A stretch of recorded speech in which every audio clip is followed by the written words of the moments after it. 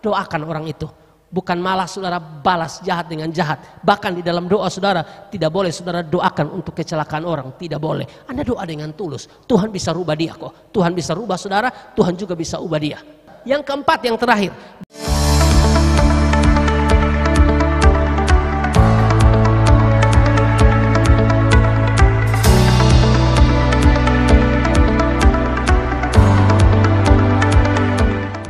Ayat 8, mereka semua mengadakan persepakatan bersama untuk memerangi Yerusalem dan mengadakan kekacauan di sana. Sudah lihat ini 3 kepala batu. Ayat 9, tetapi kami berdoa kepada Allah kami dan mengadakan penjagaan terhadap mereka siang dan malam karena sikap mereka.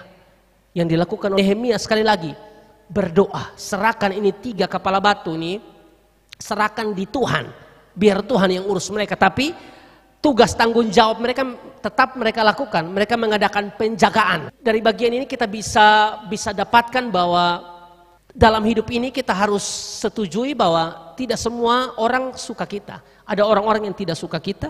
Mungkin ada orang yang akan kita ketemu maki kita, ya, olok kita, ya, mengeluarkan kata-kata yang tidak membangun, saudara-saudara. Tapi sebagai anak Tuhan, kita tidak diminta untuk balas jahat dengan jahat. Alkitab bilang doakan mereka. Saya tidak tahu sakit yang saudara hadapi ini seperti apa, saya tidak tahu, tapi Tuhan tahu. Tapi bagi anak Tuhan, ya, sakit apapun yang pernah saudara alami dalam hidup saudara karena perkataan orang, doakan orang itu. Bukan malah saudara balas jahat dengan jahat. Bahkan di dalam doa saudara tidak boleh saudara doakan untuk kecelakaan orang, tidak boleh. Anda doa dengan tulus. Tuhan bisa rubah dia kok. Tuhan bisa rubah saudara, Tuhan juga bisa ubah dia. Amin. Jadi doakan dia dengan tulus, saudara-saudara, itu penting. Lukas 6 ayat 27 dan ayat 28.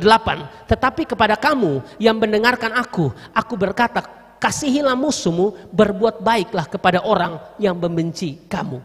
Memang ajaran Yesus ini standarnya itu tinggi loh, saudara-saudara. Kalau kita mengasihi orang yang mengasihi kita, kalau kita mengasihi orang yang memberi sesuatu kepada kita, itu mah biasa. Dia bilang, kasihi musuh. Susah, saudara-saudara. Kalau itu orang bikin sakit hati kita, itu orang selalu mengacaukan kita, itu orang selalu menjadi penghalang, ya, itu orang selalu mengganggu apapun yang kita lakukan. Kita mau maju susah karena dia selalu bilang kamu tidak bisa, kamu tidak mampu. Dia selalu mengacaukan kami, dia selalu membuat kami tidak fokus. Tapi sebagai anak Tuhan, doakan musuhmu, doakan orang yang menyakiti kamu. Itu ajaran Tuhan, saudara-saudara. Itu hanya bisa kita lakukan kalau Roh Kudus pimpin kita. Memang sulit. Mungkin doa awal saudara tidak bisa, kita tidak tulus begitu. Doa yang kedua juga kita tidak tulus. Ketiga, ya tulusnya 90%. Doa terus, doa sampai kasih itu timbul. Anda pasti bisa. Anda pasti bisa. Kalau Anda dipimpin Tuhan itu pasti bisa. Roma 12 ayat yang ke-17. Janganlah membalas kejahatan dengan kejahatan. Lakukanlah apa yang baik bagi semua orang. Jangan balas jahat dengan jahat. Tapi kalau sudah terlalu berlebihan, menyinggung terlalu dalam keluarga atau apapun, Anda perlu lapor polisi. Boleh, tidak ada masalah. Lapor polisi itu juga bagian dari kasih. Tuhan itu penuh kasih tapi adil. Orang-orang yang terlalu berlebihan dengan Anda, ya mereka sakiti Anda terlalu berlebihan, ya lapor ke polisi, tidak masalah. Pemerintah itu hamba Allah. Biar kalau mereka dapat sedikit tahu bagian toh, supaya mereka tahu begitu. Tapi kalau masih sebatas bisa saudara tangani, ya sudah, kita belajar mengampuni. Jangan simpan sampah di hatimu. Sampah itu buang di tempat sampah. Jangan buang di hati. Ya, isi hatimu dengan firman. Isi hatimu dengan hal-hal yang benar. 1 Tesalonika 5 ayat yang ke-15. Perhatikanlah supaya jangan ada orang yang membalas jahat dengan jahat. Tetapi usahakanlah. Memang susah. Tapi usahakanlah senantiasa yang baik terhadap kamu masing-masing dan terhadap semua orang. Amin, saudara. Saya berharap ini menjadi kekuatan bagi kita. Kesimpulan terakhir, cara tepat menghadapi para pengganggu, orang-orang yang tidak menyukai kita dan ingin menghancurkan kita ialah mendoakan mereka. Ya, mendoakan mereka. Jangan simpan kepahitan, jangan simpan akar pahit di hatimu. Jangan, saudara-saudara, ya. Doakan mereka, saudara-saudara, biar mereka diubahkan oleh Tuhan. Tidak ada yang mustahil bagi Tuhan, kan? Tidak ada yang mustahil.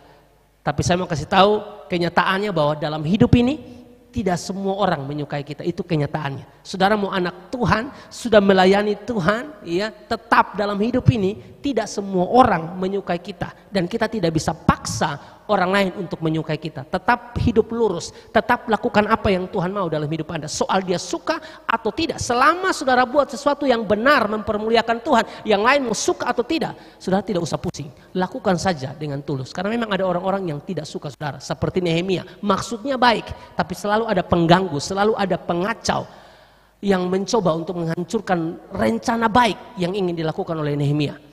Saya percaya saudara-saudara, kalau kita di dalam Tuhan, maka Tuhan pasti tolong setiap kita dalam menjalani hidup ini. Adik-adik semua, bukan tidak ada hambatan, pasti ada hambatan. Semua mau gapai masa depan kan? Siapa sih yang tidak mau besok-besok dia sukses? Semua mau saudara-saudara. Tapi untuk meraih kesuksesan tersebut, Tuhan pasti sertai saudara, pasti Tuhan sertai. Tapi dalam proses perjalanan Anda, ada orang-orang yang tidak suka Anda, ada orang-orang yang mau menjatuhkan Anda, ada orang-orang yang mau menghancurkan Anda, itu pasti. Tapi kalau Tuhan yang pegang Anda, kalau Tuhan di pihak kita, Tuhan pasti tolong kita.